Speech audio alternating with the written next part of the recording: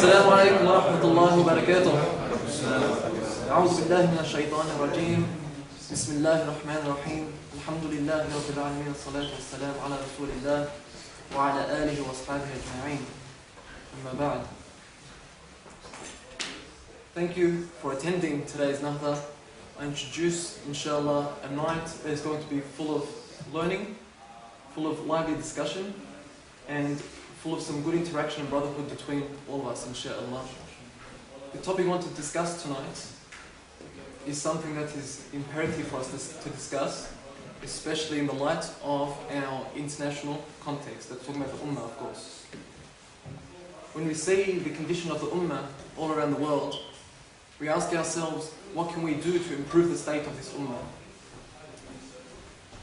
Whether through our personal selfishness, or our nature of worrying about oneself first, or the influence of the Western notion of individualism, we see that individuals more and more, whether you hear this in talks that are given in the community, or you hear it at Salat al-Jum'ah, or you hear it in discussions you have with people, but individuals are always talking about perfecting yourself, and then you will improve the state of the Ummah. Inshallah, today we're going to talk about this idea of revival through perfecting oneself and robustly discuss that issue or that notion and talk about some alternatives, inshallah. I'll hand it over to Brother Sufyan to give that talk, inshallah. Assalamu alaikum wa rahmatullahi wa barakatuh. Inna alhamdulillah nahmaduhu wa nasta'inuhu wa nastaghfiruh ونعوذ بالله من شرور أنفسنا ومن سيئات أعمالنا من يهدي الله فلا مضل له ومن يضلل فلا هادي له وأشهد أن لا إله إلا الله وحده لا شريك له له الملك وله الحمد يحيي ويميت وهو على كل شيء قدير أما بعد. I'd like to begin, as the brother suggested, by acknowledging and thanking all of you for your presence here today on a night where you genuinely could have been elsewhere. There's other big events in the community. Or anywhere else on a Saturday night. Jazakumullah khairan for taking the time out, for joining us here for this very lively, as he suggested, discussion. And we pray, inshallah, that you find benefit in the issues that we intend to discuss today. The aim of today's talk, and I'll state this at the outset, is on multiple levels. The first is, inshallah, for you to appreciate, for all of us to appreciate the magnitude of Islam. The immense magnitude of Islam. That there are, in recent times, we have this certain misconceptions about constraints being placed upon Islam and its capacity. Restraints placed upon Islam and its capacity. But we want to understand Islam in its true magnitude, in the way it was revealed by Allah subhanahu wa ta'ala. Secondly, it is to appreciate our responsibility, and the responsibility of every individual in this room before me today, myself included, with respect to our adherence and our work to bring back Islam, inshallah. And thirdly, by Allah's leave, today's address will seek to question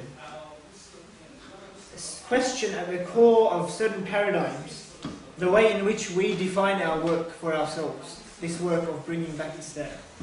And so I will say again, be prepared to question existing paradigms. Be prepared to question your existing views towards a number of issues, towards life, towards politics, towards society.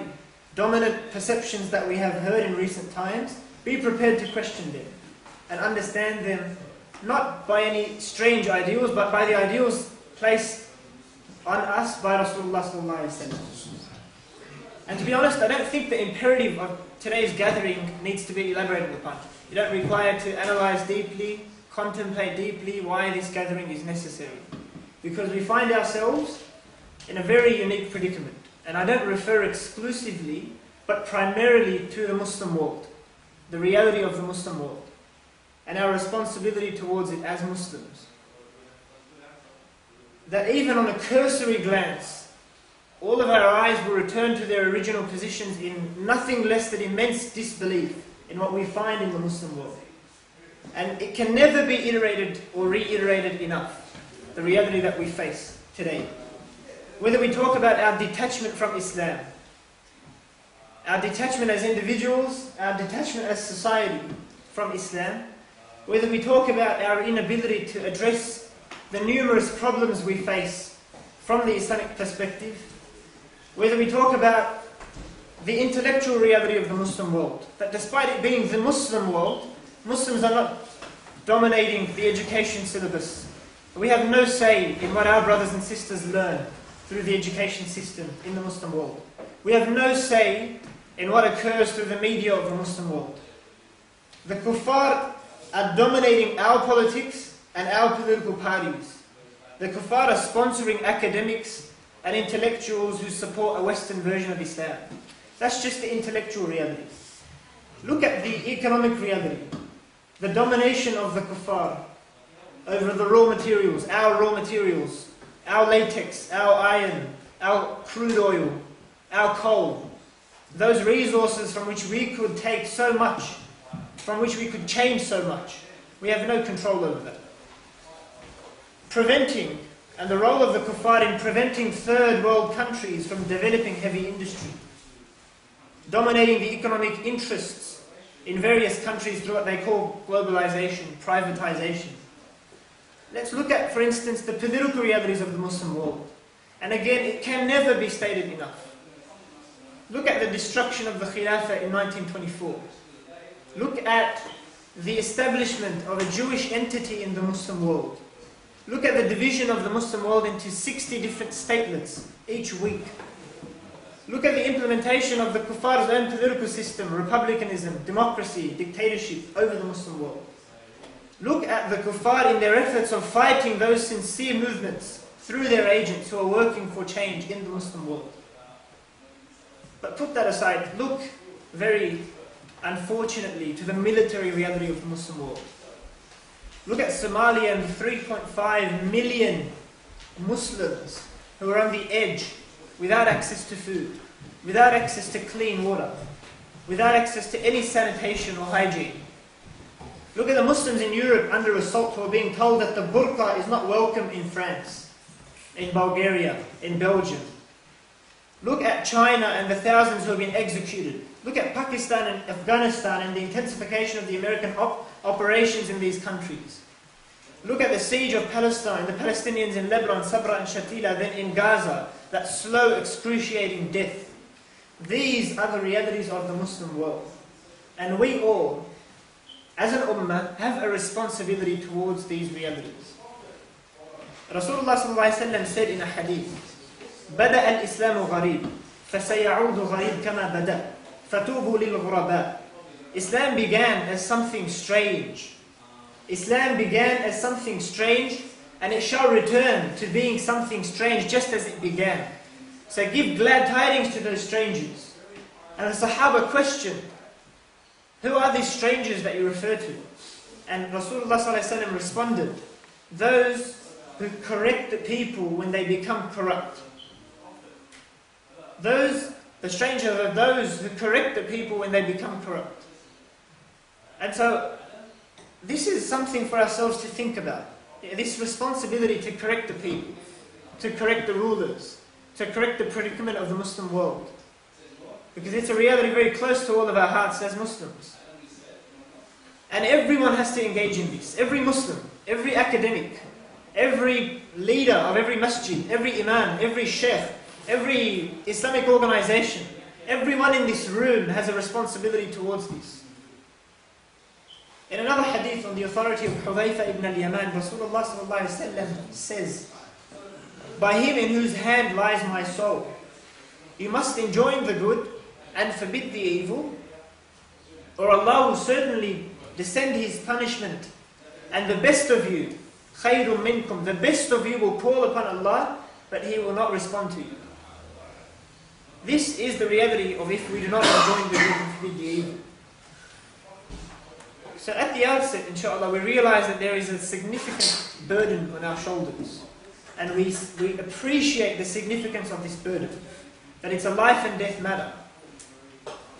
We may cite these realities from time to time, but it might just pass over us as statistics. 3.5 million in Somalia.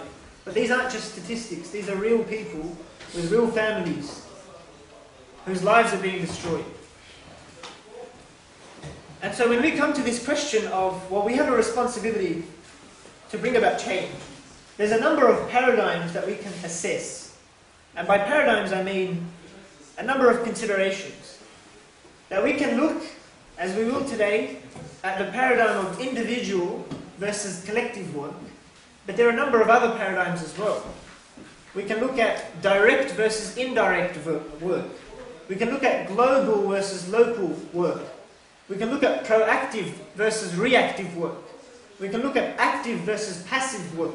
There's a number of paradigms, but today, inshallah, the aim is to discuss just one of these. That of individual versus collective work. Because it is in this paradigm that a modern conception has been constructed for Muslims. A very foreign paradigm has been constructed for Muslims. That we're being told that we need, and it's a very strange idea, to concentrate on ourselves to the exclusion of society to bring about change in society. That is what we're being told. That at the very least, as a precondition to working to alter the reality of society, as a prerequisite to it somehow, we have to focus on ourselves, our prayers, our fasts, my. But when was Islam ever about my? When was Islam ever about ourselves? At least purely about ourselves. It was never exclusively an individual thing. Islam was never revealed as an individual religion, as a religion for individuals. In fact, this is what distinguished Islam from the other religions. It is a religion that came to address entire mankind.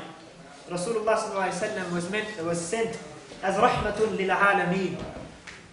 Not rahmat to the individual, but to entire of mankind. And so it's a strange conception. And we keep that in mind. I ask you to keep that in mind as we progress through this talk, inshallah. So this paradigm of individual versus collective.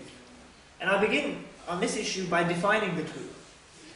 That, as the brother correctly identified, this Western conception, very foreign, alien, Western conception of individualism, or atomism as it is known in sociology, as the name suggests, is an interpretation of society, or of an object, at least, that object is composed of particles, or atoms. Yeah, that's where that name comes from, atomism. But when you transpose this understanding onto society, the interpretation is that since society is composed merely of individuals. And the logic behind that, as you will see, is that if you seek to change those individuals, then you will change society. And that's a Western conception of individualism and atomism. And a derivative of this argument, or of this theory, is that of perfecting oneself. And that's the Muslim contextualizing the Western reality of atomism. We're trying to understand it through the Western prism instead of through the Islamic prism. That if we want to see a change on a mass level, which we all want to see, then we all need to begin by fixing ourselves. Yeah, we need to start by praying regularly, by praying with khushu', by praying in the masjid, by recitation of Quran, by obeying our parents, which are all individual obligations, as you will realize. Basically, it refers to individual obligations of tazkiyah, tarbiyah, or self-purification. In fact, as I said, it's often placed as a condition to working on society. That unless you work on yourself first, you should not progress to working on society or seeking to reform society. For many reasons, they'll cite, it's hypocritical, their conception of society is such that you need to work on society to alter, on individuals to alter society, and so on and so forth. So you'll hear in the community sometimes, brother, don't talk about politics, don't talk about the economic reality of the Muslim world, don't talk about the political, military reality of the Muslim world, at least not now. Look at yourself, look at your brother, bring him to the masjid. We need to talk about iman, we need to talk about tazkiyah, self-purification. It's placed as a precondition. But since when was Islam observed in this manner? In fact, Islam is a case of multiple, simultaneously observed obligations.